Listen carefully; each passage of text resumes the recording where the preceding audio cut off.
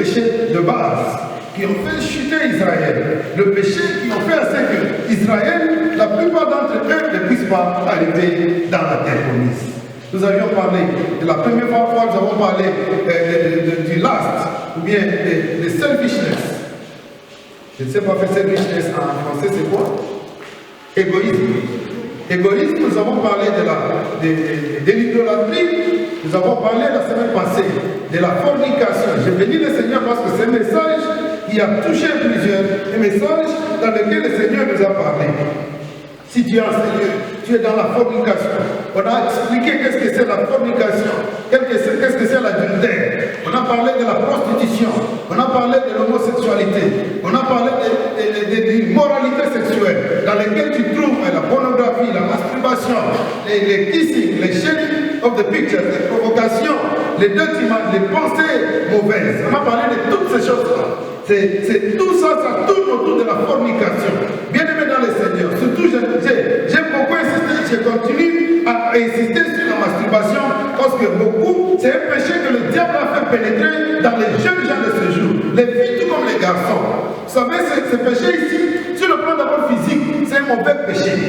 Parce que quelqu'un qui se masturbe beaucoup, les tout premiers signes, il va commencer à beaucoup oublier. Allez lire sur Google, vous allez voir la conséquence. La première conséquence, c'est que tu oublies. Alléluia. Alléluia. Et puis ça va affaiblir ton manhood. Même quand tu es marié, tu deviens faible. Tu es faible. Pour encore être fort, ça va te demander. D'abord, sur le plan d'abord biologique. C'est un péché très mauvais. Mais sur le plan spirituel, ça fait entrer les maris et les femmes de nuit. C'est un très mauvais péché. Les maris et les femmes de nuit sont souvent aussi les esprits des hommes qui sont très lourds, des géants. Et ces esprits-là pour sortir et te laisser à l'aise. Oh, tu dois être un homme de prière. Alléluia. Et ce sont des choses qui ont fait à ce qu'Israël ne puisse pas entrer à l'heure que Dieu avait prévue à Canaan. Qu'Israël puisse courir et périr en route. Et aujourd'hui, je vais ajouter le quatrième et le cinquième qui est le quatrième qui est tempting Christ. Tenter Christ. Alléluia. Maman Laura, I'm going to use your French Bible, right? Donnez une Bible à Maman Laura, because I want to run this service in French as well. Nous allons parler de la tentation, tenter Christ. What is it to tempt Christ? It is when we complain about our life, when we know that the Word of God says that we shouldn't worry about anything. Quand quelqu'un se plaint sur quelque chose, alors qu'il sait très bien que Dieu est capable de me donner ça. C'est ce que nous appelons tenter Christ. Mais nous allons d'abord lire un verset pour que nous puissions comprendre une chose ici. Nous sommes en Exode chapitre 17, versets 6 à 7. Commençons d'abord Exode 17, à partir du premier verset jusqu'au 7e verset.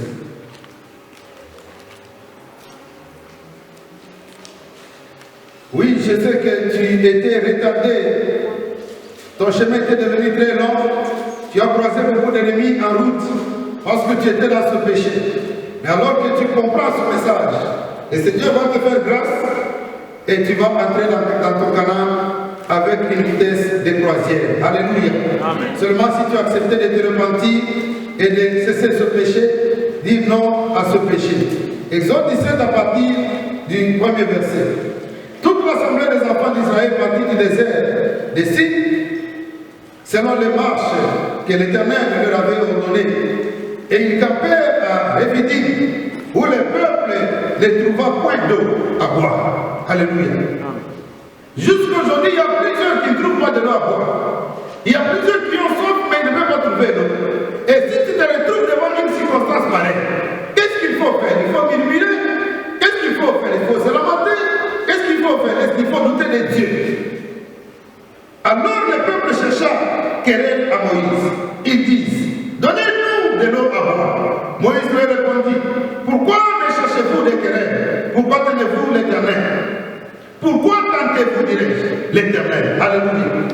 Je pense que quelqu'un comprend qu'est-ce que c'est tenter l'Éternel. Parce qu'ils sont allés chez Moïse.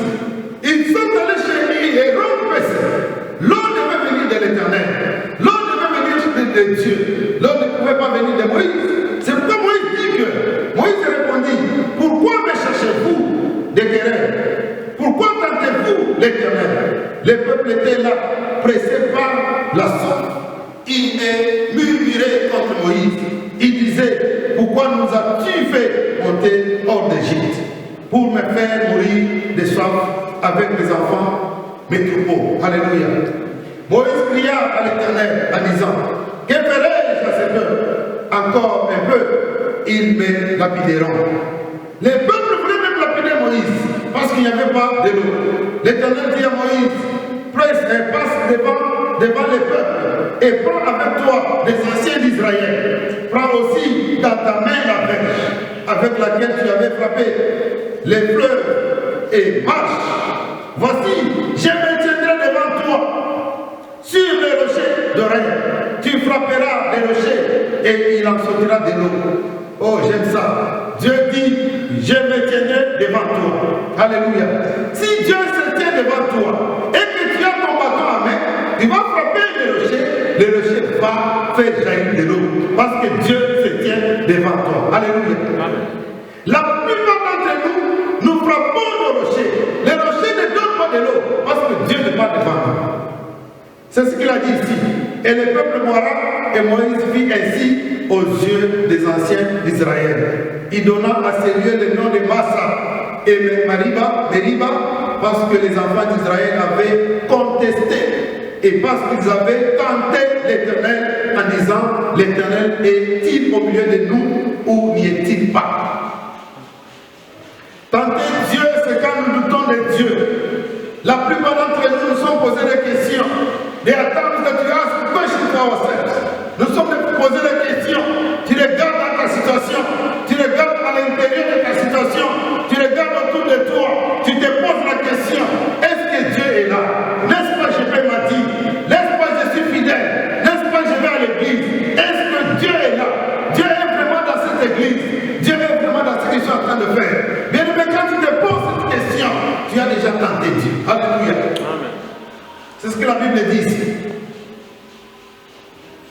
Tenter Dieu, c'est demander à Dieu de faire quelque chose en dehors de ses principes.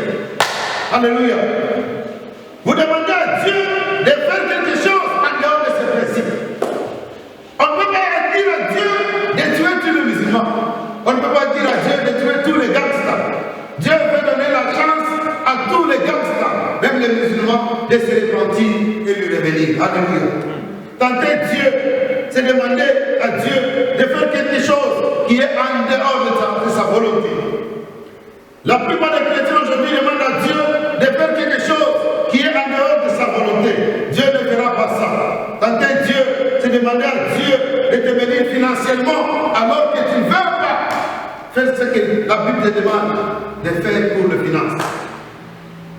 Luc 6, 38 dit, donnez, il sera donné. Alléluia. Gloire au Seigneur. Ça, c'est le principe biblique. Selon la Bible, nous devons donner pour que ça nous soit donné. Et ce principe reste comme ça. Quand nous commençons à demander à Dieu, sans que nous ayons donné, donc nous allons en dehors du principe de Dieu, nous sommes en train de tenter Dieu. Tenter Dieu, c'est appeler Dieu le berger alors que tu ne veux pas suivre ses instructions. The Lord is my shepherd. The Lord is your shepherd. But when he tells you things, do you follow what he says? A shepherd should be always in front. A shepherd should be always be ahead. A shepherd should always give instruction. Do you give instruction? Do you follow instruction given to you by God? Some of us in the church today, God is behind it and we are in front. We have plans, we go do it, and we come to God later on. Mostly, Christians that comes to God when we fail. C'est quand nous échouons que nous rentrons chez Dieu. Est-ce que tu as demandé à Dieu avant de faire ce que tu es en train de faire? Est-ce que tu as demandé à Dieu avant d'entrer dans ce mariage là où tu entres? Alléluia. Quand tu veux t'engager dans quelque chose, rassure-toi que tu engages Dieu. La Bible dit ici que Dieu a dit à Moïse que vas-y, quand tu seras en train de partir, moi je serai devant toi. C'est alors que ta pêche que tu as dans ta main là, aura des pattes. Pourquoi? Parce que moi, je suis devant toi. Quand on ne met pas Dieu devant, quand on l'appelle shepherd, alors que we don't mean it in our life, nous sommes en train de le tenter.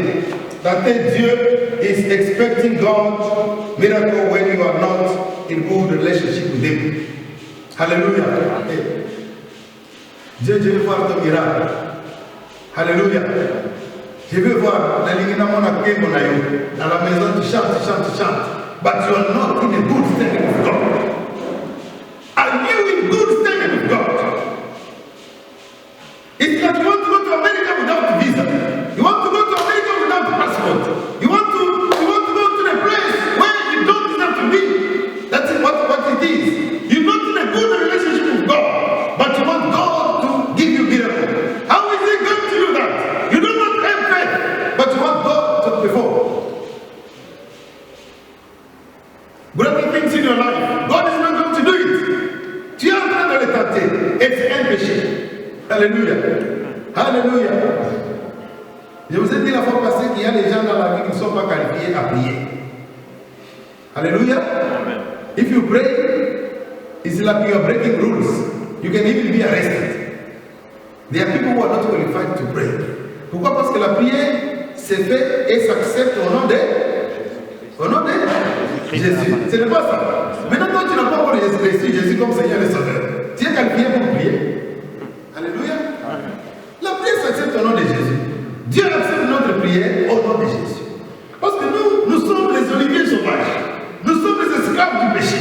Dieu ne peut même pas nous voir à part le sacrifice de la croix. Il nous voit nous au travers du nom de Jésus. To take the trust is loving God's blessing, but not God Himself. Quand on aime la bénédiction de Dieu, mais on n'aime pas Dieu lui-même qui donne la bénédiction. Alléluia. On les tente. Lying, cheating in business, in a relationship, but you still want God to bless the business, or you still want God to bless the status. Si nous devons parler d'Israël, Israël a tenté Christ, ils ont tenté Dieu pendant 10 fois. Dieu c'est Dieu miséricordieux. Ce jour, j'aimerais te dire, même s'il est arrivé que tu as tenté Dieu, mais il est toujours le Dieu miséricordieux. Il est capable de te pardonner, il est capable de te faire du bien. Et quand vous tentez Dieu, il ne commence pas dans la colère directement. Parce qu'il est un Dieu qui pardonne. He is a loving God. God goes very slowly. Isn't it the Bible says that God is slow in anger? Alléluia. Et vous allez découvrir ça dans cet enseignement. La première fois qu'Israël a tenté Dieu, ils ont tenté Dieu 10 fois. Qu'est-ce qui s'est fait? Nous sommes en Exode 14, verset 10 à 12.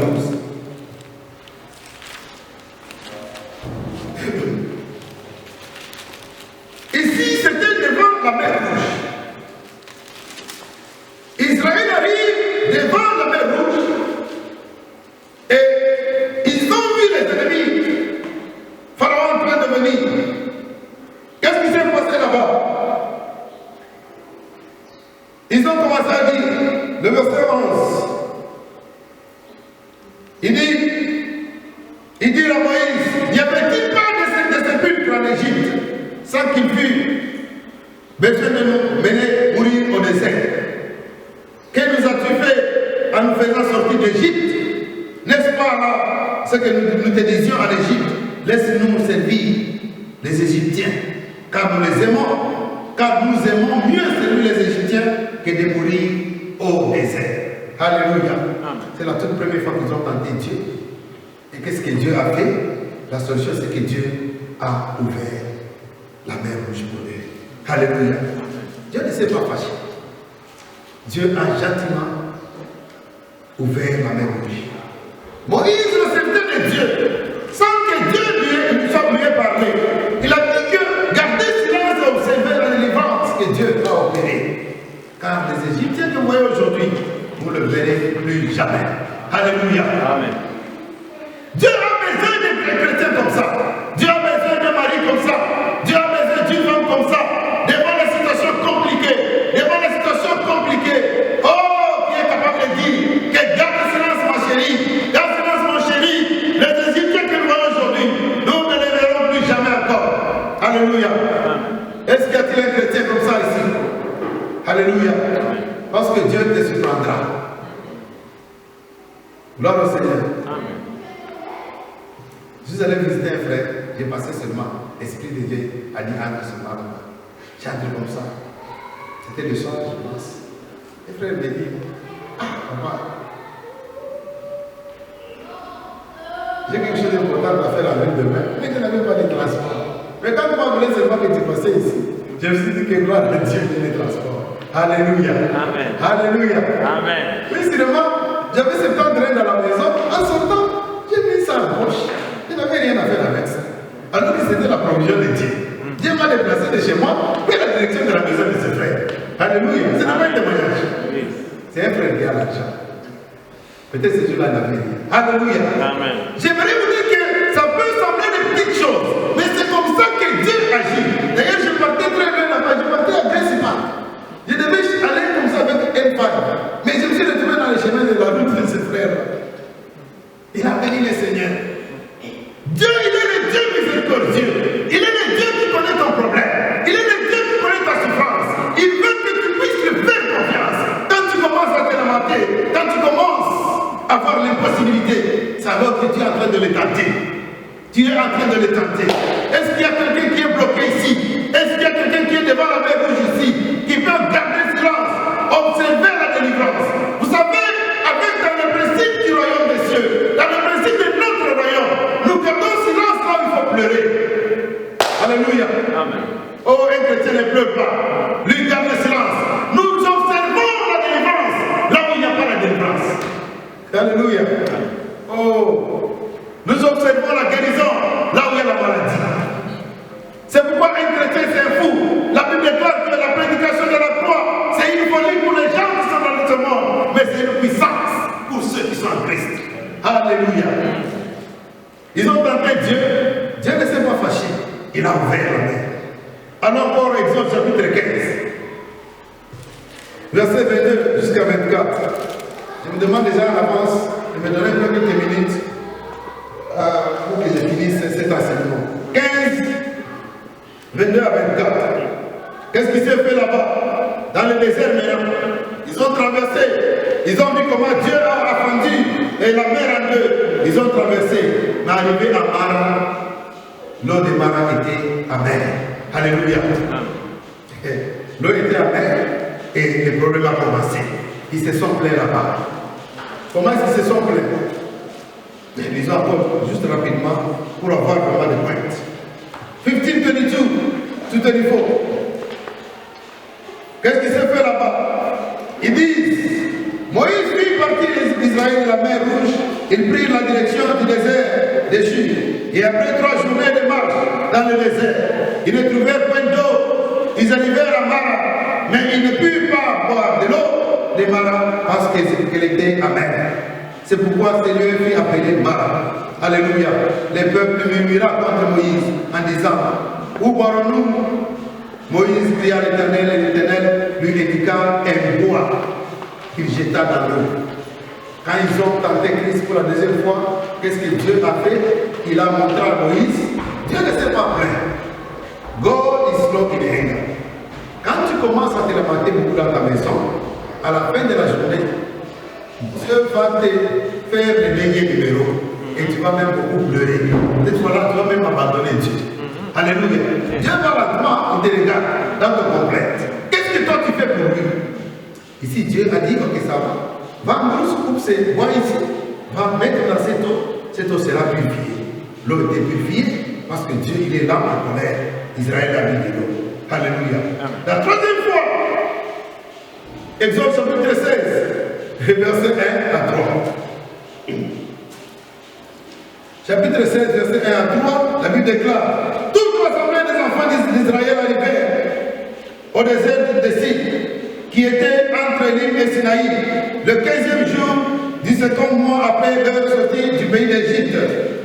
Et toute l'assemblée des enfants d'Israël murmura dans le désert contre Moïse. Les enfants d'Israël leur disent, que nous sommes-nous morts, que sommes-nous morts par la main de l'Éternel dans le pays d'Égypte, quand nous étions aussi près des pots de viande, quand nous mangeons le pain à satiété, car vous nous avez menés dans le désert pour faire mourir de faim toute cette multitude.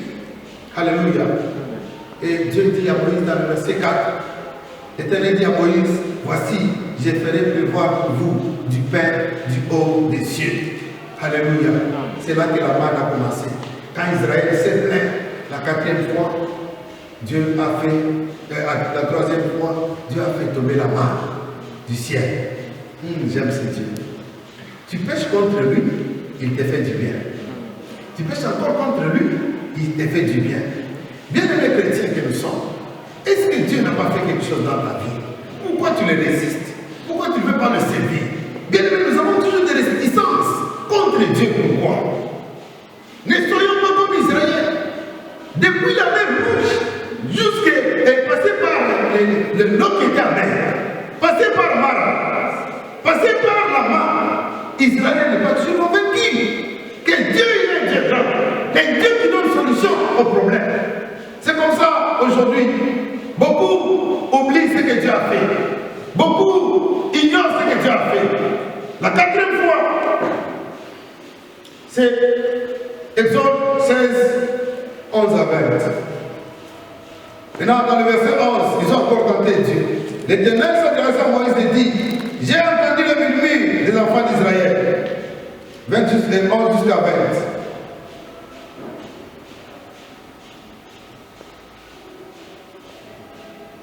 Oui. Au verset 16, je vais juste le summarize. En Exode 16, 11 à 20. Bien qu'ils se sont plaints de la manne, Dieu a continué toujours à donner la manne. Alléluia. Dieu a donné la manne de sorte que vous allez manger aujourd'hui comme vous voulez, mais vous ne pouvez pas garder ça jusque demain. Et arriver le sabbat, il va donner beaucoup de manne aujourd'hui pour que vous puissiez prendre pour aujourd'hui et puis pour les sabbats. Mais qu'est-ce qui s'est fait?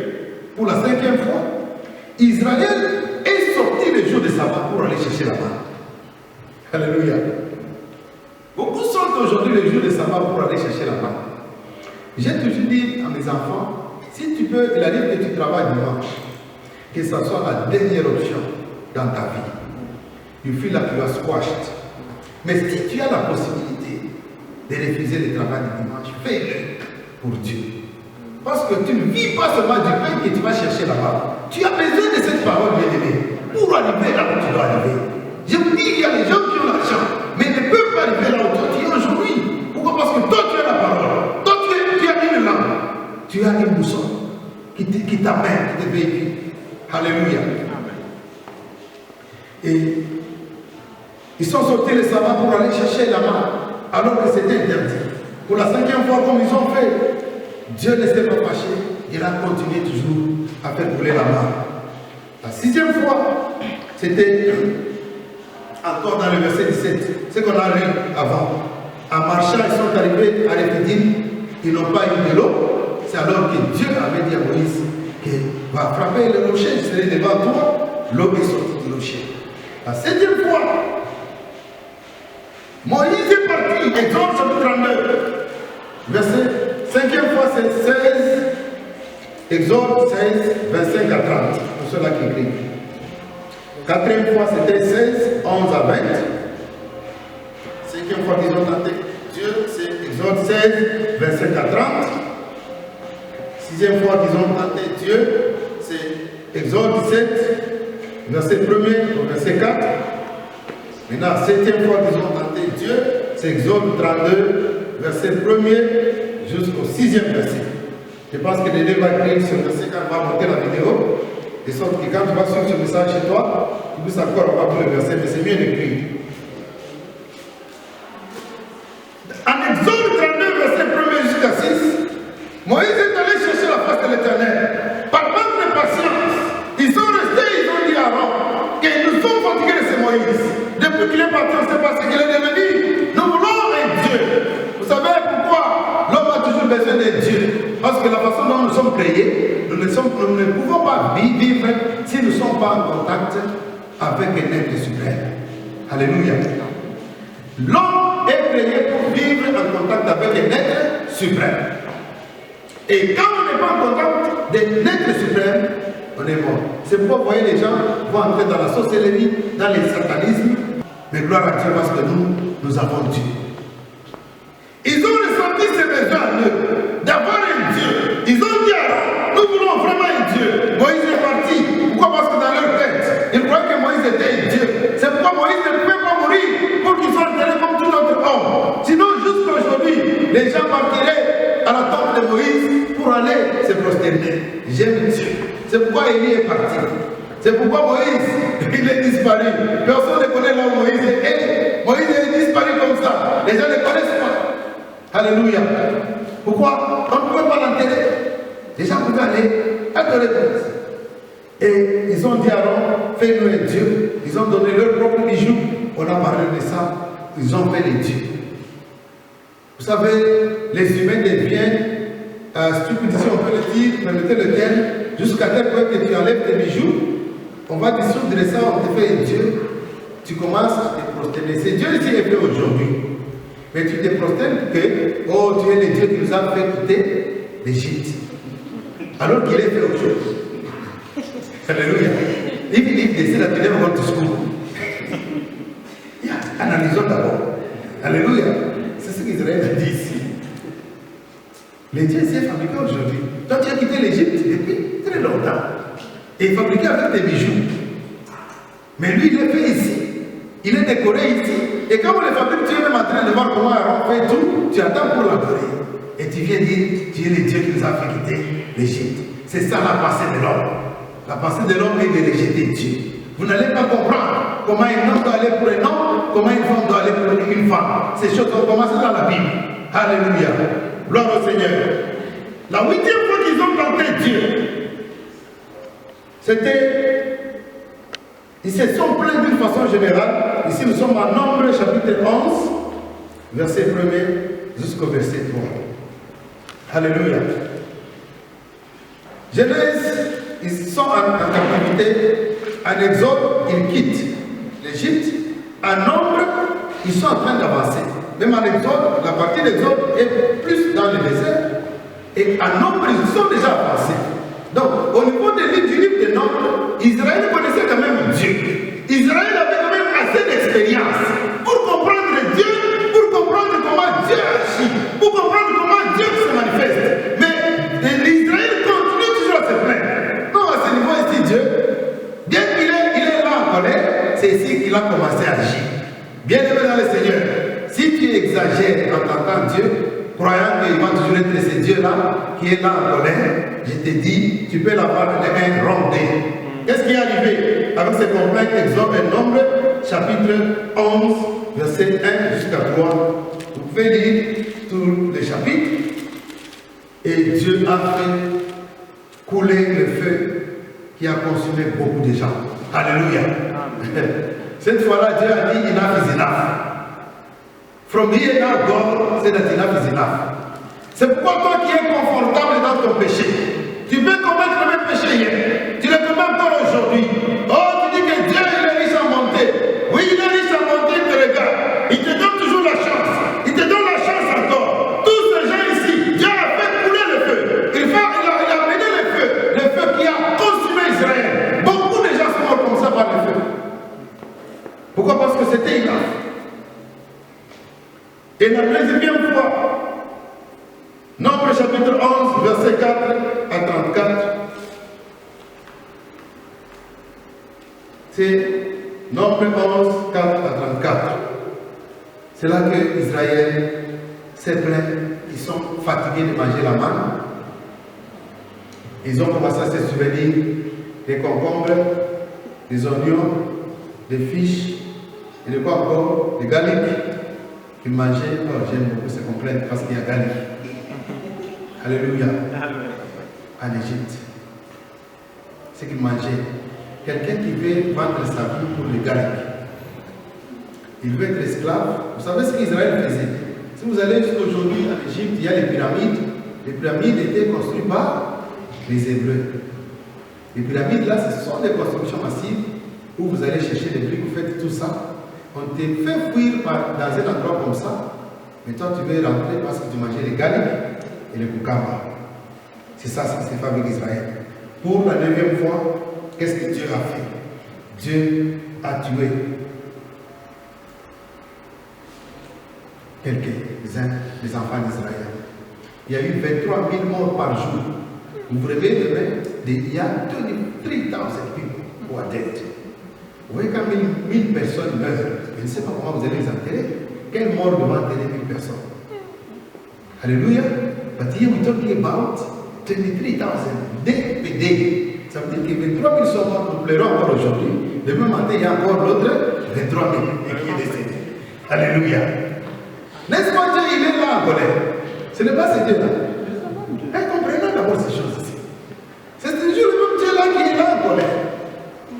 Ça veut dire que quand vous tentez Dieu, d'une façon exagérée, Dieu peut vous supporter aujourd'hui. Si, avec ton erreur là, ce message ici, j'ai pris que ça puisse t'ajuster, que tu puisses quitter dans la zone de confort. Peut-être que tu commets ce péché, tu ne vois pas encore la conséquence dans ta vie. Mais j'aimerais te dire que le même Dieu qui est là en colère, quand tu continues avec ce péché, oh, il va te bénir.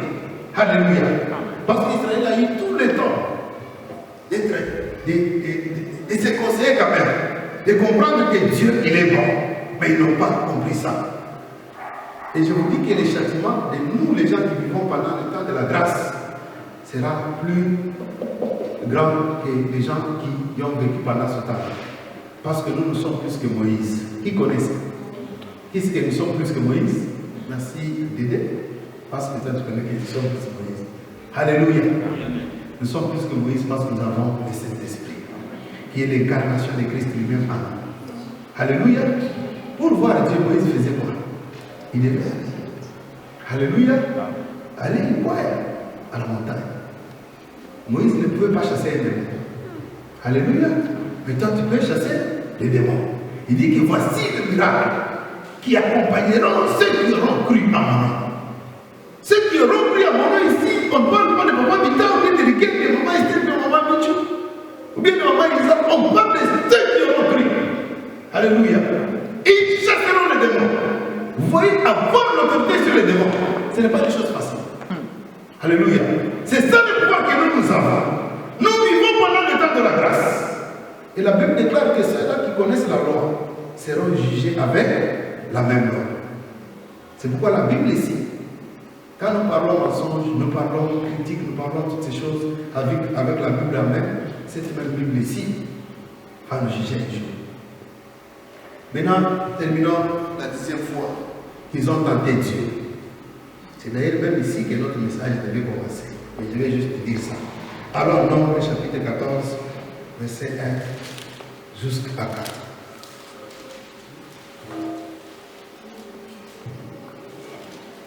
Nombre 14, le premier verset, juste. Oh, je suis en exode, sorry. I love the word of God. Alléluia. Est-ce que tu peux acclamer là où tu es pour la gloire du Seigneur? Alléluia. Il n'y a pas de nom de si bon. L'état. Toute l'assemblée éleva la voix et poussa de cris. Et le peuple pleura pendant la nuit. Tous les enfants d'Israël murmuraient contre Moïse et Aaron. Et toute l'assemblée leur dit: que ne sommes-nous morts dans le pays d'Égypte, ou que ne sommes morts de ce désert? Pourquoi l'Éternel nous a fait aller dans ce pays où nous tomberons par l'épée, où nos femmes et nos petits-enfants deviendront une proie? Ne vaut-il pas mieux pour nous retourner en Égypte? Nous sommes déjà nombreux, après même Lévitique, que Israël veut rentrer en Égypte. Et il se dit l'un à l'autre: nommons un chef et retournons en Égypte. Alléluia. C'est pourquoi toute rébellion commence toujours par la nomination des chefs. Alléluia. Vous comprenez ça? Toute la rébellion commence toujours par la nomination des chefs. C'est pourquoi l'église, il ne faut pas chercher que ton nom soit grand. Si tu deviens un faiseur d'opinion à l'église, C'est très facile que la rébellion entre partout. Est-ce que c'est facile à comprendre? Hein? Tu prêches ici, on dit, tu vois les gens en train de crier derrière la docta, avance encore, chancelier. Tu vois des choses comme ça, il faut les refuser, il faut les réprimander. Quand il y a des renommées, des trucs comme ça, ce sont les portes par lesquelles la rébellion entre. Vous allez voir que les églises se sont divisées au Congo. Ce sont les églises où, quand quelqu'un commence à prêcher, les gens mettent l'argent, on lui donne des noms, avance encore, et ainsi de suite. L'orgueil vient ensemble, demain c'est la rébellion. C'est un bon conseil? Yes, it's a good advice. Si quelqu'un commence à donner des titres compliqués, après que tu vas me voir, non mon frère, pas ça. Je suis le simple prédicateur de la parole de Dieu. Pas des choses comme ça. Parce que le diable passe toujours par les gens. Alléluia. Yes, that is it. Moïse et Aaron tombèrent leur visage en présence de toute l'assemblée réunie des enfants d'Israël.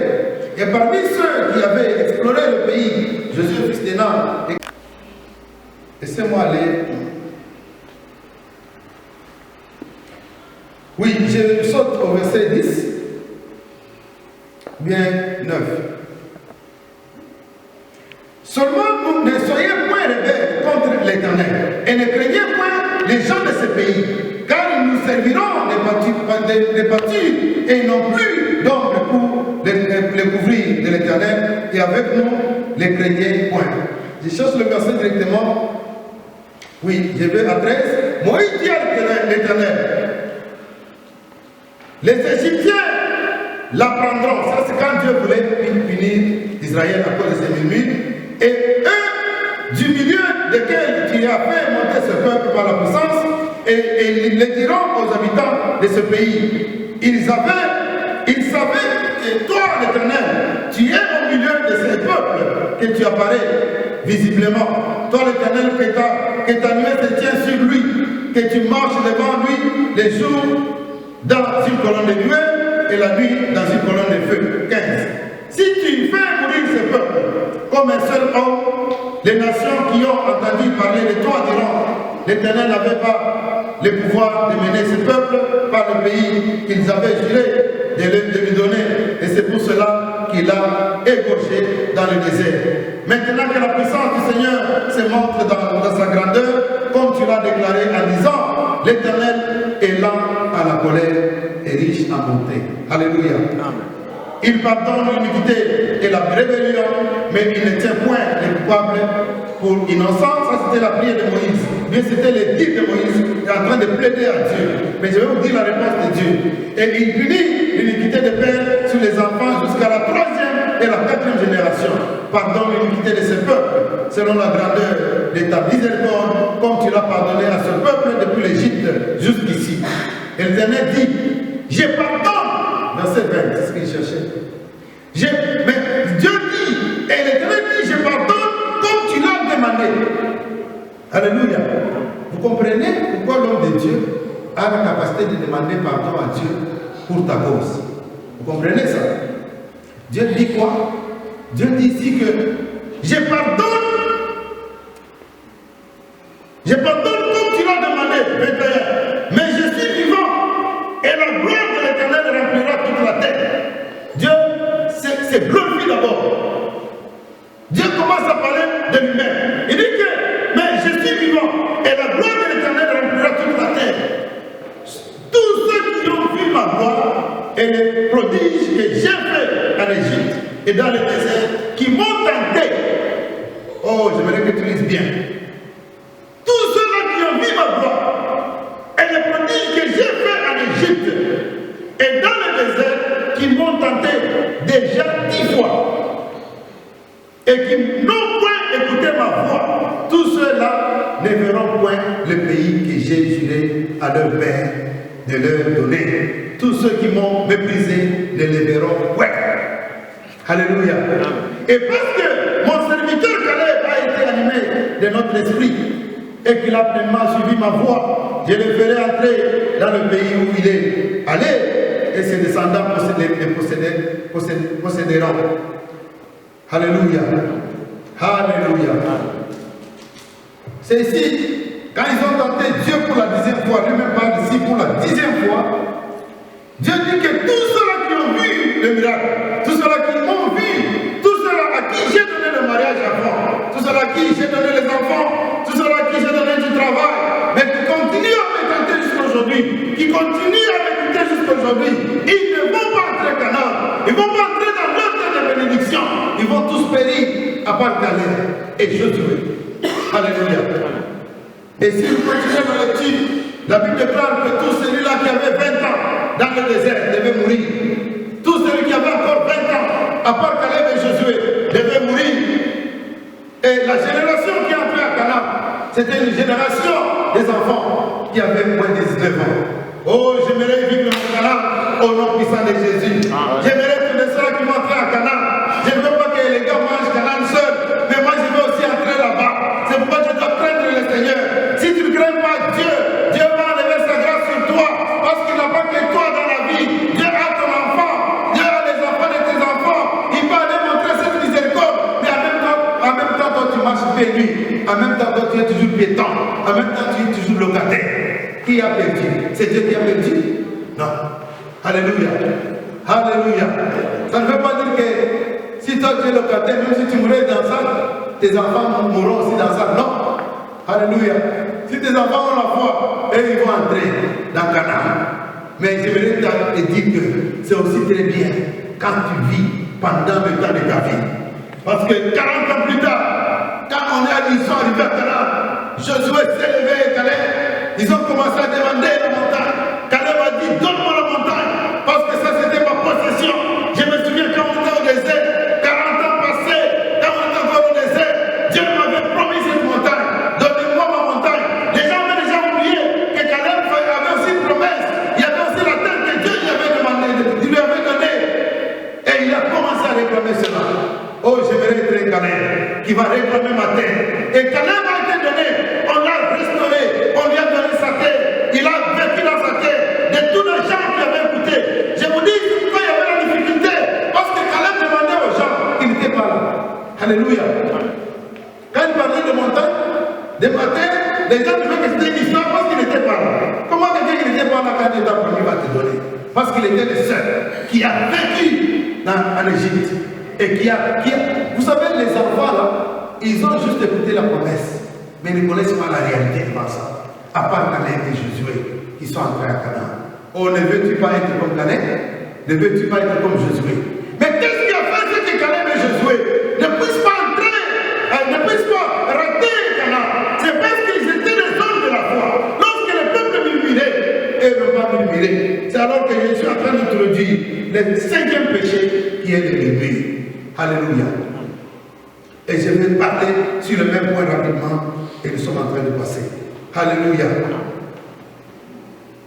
Dieu a dit à Josué d'envoyer les espions pour aller, à Moïse d'envoyer les gens pour aller explorer la terre. Et quand les gens sont allés là-bas, ils sont retournés, ils étaient 12. Les 12 personnes sont revenues, les 10 avaient un rapport négatif. C'est pourquoi le mauvais langage est toujours parlé par beaucoup de choses des gens. Alléluia. Quand tu veux te marier dans ta famille, nombreux sont ceux-là qui refusent ta femme, tu trouveras seulement une personne qui aime ta femme. Ou deux. Ce n'est pas ça. Ah, monsieur, moi c'est un bon aussi matin. Nombreux sont ceux-là. C'est pourquoi vous aurez toujours beaucoup d'ennemis. Alléluia. Ceux-là qui t'aiment sont très peu. Alléluia, chrétien. Il ne faut pas se faire du mal. Ils sont allés à 12 personnes à Canaan. Canaan c'était un pays. Et quand ils sont entrés, qu'est-ce qu'ils ont dit? Oui, Canaan c'est vrai. C'est un pays où coule le lait et le miel. J'aime d'abord ça. Parce que ça confirme d'abord la parole de Dieu. Alléluia. C'est un pays où coule quoi? Le lait et le miel. La parole de Dieu était déjà capable. Parce que Dieu avait dit là-bas, il y a quoi? Il y a le lait et le miel.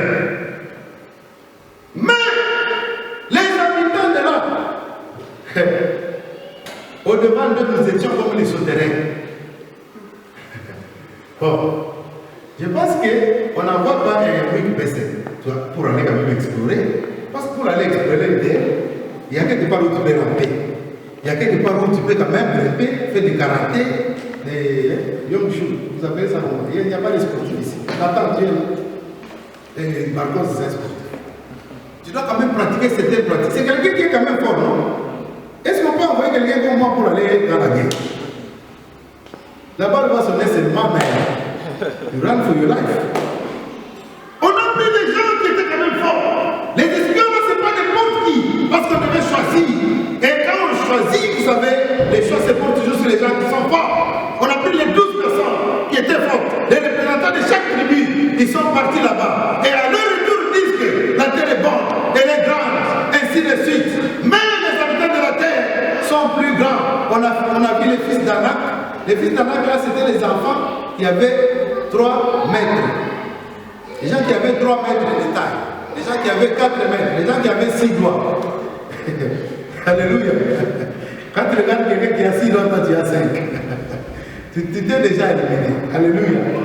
Je me souviens, j'étais à la Kenya un jour. Je m'excuse pour ceux-là qui ne connaissent pas la Kenya. C'est une commune chez nous où il y a beaucoup de bagarres, il y a beaucoup de choses. 2 voyous, comme vous appelez, moi je ne les appelle pas voyous, mais je dis comme on appelle chez nous, voulaient se battre. L'autre dit à l'autre, mais nous on a tout chaque pour éliminer, ouais, du tout. Just go, I already beat you. Just go. I already beat you. Alléluia. Et ces gens-là étaient forts. Ils ont dit, il y a des gens, quand tu les regardes, tu te vois déjà éliminé. Ils ont dit, tout un père des enfants qui vient dire qu'à leur yeux, nous étions comme les sauterelles. Ah, au lieu de donner même une chèvre. La chèvre est quand même, c'est un animal quand même, non? Même un chat, même un chat. Mais tu lui donnes une sauterelle. Beaucoup de chrétiens se sont déjà mis cette sauterelle devant les situations. Ce n'est pas ça. Ce n'est pas ça. Tu regardes la situation comme ça, tu dis, ah, ici, tu vas d'abord te regarder dans le miroir. Tu dis, not me. Not me. Beaucoup d'enfants de Dieu n'envisagent pas de grandes choses. Et quand ils ont venu la nouvelle, dans le temps d'Israël, Israël a murmuré. Ils ont murmuré. Bien aimé les murmures. Les murmures, c'est quoi d'abord? C'est une confession négative. Quand quelqu'un confesse d'une façon négative, c'est le fait de ne pas être satisfait. Les murmures, j'ai écrit ça en anglais, j'essaie de traduire, dissatisfaction, discontent, an expression of discontent. Les murmures fait aussi, englobe aussi ces choses. C'est plaindre, complaining, criticizing, fault finding. Bien aimé chrétien, ne trouvez pas toujours les fautes dans les vies d'autres personnes. Oui. Quand vous trouvez toujours les erreurs, ça fait aussi partie des murmures. Les rumeurs. Alléluia. Il ne faut jamais se baser sur les rumeurs. Parce que les rumeurs n'ont jamais été une réalité. Alléluia. Un écrivain a dit en français qu'on comprend mieux que ce qu'on ne découvre pas soi-même. C'est ce qu'un écrivain a dit. On comprend mieux que ce qu'on ne découvre pas soi-même. Gloire au Seigneur. Amen. Fault finding, trouver les erreurs. Ça peut être dans l'église, ça peut être, vous savez, quand tu trouves une erreur quelque part, ça veut dire que Dieu t'a donné l'habilité de corriger cette erreur. Et la première des bonnes façons de corriger l'erreur, c'est d'aller à Jésus. Alléluia. C'est d'aller à Jésus. Pour nous aider. I will make a suitable helper for the man. Alléluia. Et quand tu commences à abandonner ton mari, on va lui avoir un ennemi. On va lui avoir. Non, you can help. Regarde. Oui, la question c'est que le mari n'écoute pas. Alors s'il ne m'écoute pas, c'est ça la grande question, non? Prie. Va à Jésus. Alléluia. Et quand tu vas aller à Jésus prier pour le mari, il ne faut pas faire couler les larmes. Parce que quand tu pleures dans la prière, tu es en train d'accuser le mari. Alléluia. Je vous conseille de ne pas faire ça. Ne sois pas sous émotion. Prie à Dieu. Dis Seigneur, tu as fait de moi une aide semblable à cet homme. Parce que la femme n'a pas été fabriquée dans l'homme. Dieu a pris la côte, il est allé avec la côte. N'est-ce pas ça? Il est allé fabriquer la femme là-bas. Alléluia. Et il a amené la femme vers l'homme. Il a pris ce qu'il voulait utiliser pour fabriquer la femme. Pour faire la femme et puis amener la femme chez l'homme. Les murmures, bien aimés. La bonne façon d'éviter les murmures, c'est prier. Si vous voyez quelqu'un qui a beaucoup de fautes dans votre vie, quelqu'un qui a beaucoup de fautes à l'église, commencez à prier pour cette personne. Dans vos prières personnelles, vous verrez que vous allez échapper à ce péché de murmure. Ça peut être le pasteur. Le pasteur, c'est un homme qui a le sang, qui a de l'eau. Tout ce qui se passe dans ce monde, les pasteurs voient ça. Le pasteur, il est aussi un weak vessel. Alléluia. Ce qui fait des pasteurs, c'est la paix qu'il a reçue de Dieu. Il a reçu une alliance. J'ai tout dit à maman, et je n'évite pas toutes ces choses de ce monde. Parce que je suis pasteur, mais je les évite parce que je veux aussi aller au ciel. J'ai d'abord un objectif en tant qu'humain, de voir aussi Jésus. Alléluia. Yes. À part d'abord être pasteur, ou être qui que ce soit, je veux d'abord voir Jésus. Si la trompette sonne aujourd'hui, je veux avoir la place de la foi. C'est ça d'abord mon plus grand principe. Ça veut dire que je travaille sur moi-même. Je dois me repentir, je dois faire tout ce que je dois faire pour que si la trompette sonne aujourd'hui, je puisse voir Jésus. Bien aimé dans le Seigneur, quand ils ont murmuré cette fois-ci, ils ont murmuré ayant vu tout ce que Dieu a fait depuis Exode jusqu'à maintenant. Mais ils ont continué à murmurer. C'est ce que Dieu s'est décidé de les tuer. Amen. De les faire périr dans le désert. Jusqu'à ce que la nouvelle génération va entrer. Oh bien-aimé, tu es là, tu as pris la Bible en clavier. Nous sommes en train de finir avec ce message. Bien-aimé, la parole de Dieu, c'est la pluie qui ne tombe jamais sur la terre sans pour autant arroser la terre. Dieu veut te faire entrer quelque part. Ce message vient te préparer plus pour l'année prochaine. Alléluia. Ton année prochaine, ta bénédiction dans l'année prochaine, dépendra de comment tu vas marcher avec ton Seigneur. Ta bénédiction dans l'année prochaine dépendra aussi de ta sanctification. Oh, si je vais voir mon miracle l'année prochaine, je vais commencer à travailler sur mes péchés cette année. Si j'étais quelqu'un qui marchait dans la fornication, dans les murmures, si j'étais en train de tenter Christ, c'est le moment où je dois commencer à travailler. Bien-aimé dans le Seigneur, je suis en train de vous défier ce mois de décembre qui vient. Commence à travailler sur ce péché. Dans ta vie, tu te retrouves dans l'un de ces péchés. 2 ou 3 ou tout le 5. Commence à travailler dans ça. Start working on that. Commence à travailler dans ça. Si tu travailles dans ça, même si tu viens d'une grande famille, oui, mon Josué et Caleb n'étaient pas seulement les 2 personnes qui existaient. Ils avaient leur famille, mais les membres de leur famille sont morts, les membres de leur famille ont péri, mais eux, ils sont rentrés. Parce que le salut est individuel. Oui, le salut est individuel, bien aimé. Je ne suis pas le mouvement de masse de la famille. Toi, tu peux entrer. Et ma prière, c'est que toi, tu puisses entrer. Ma prière, c'est que toi, tu entres. J'ai pris que toi, tu puisses entrer. J'ai pris que tu puisses entrer. J'ai pris que toi, tu puisses entrer. Quand tu entreras dans ton canal, toi, tu entreras dans ton canal. Et je le déclare au nom de Jésus. Alléluia. J'ai lu ici que quand Moïse a parlé, Dieu a dit, j'ai parlé à ce peuple. Moïse a prié. Je vais plaider pour quelqu'un dans la salle. On chante à Israël, close your eyes.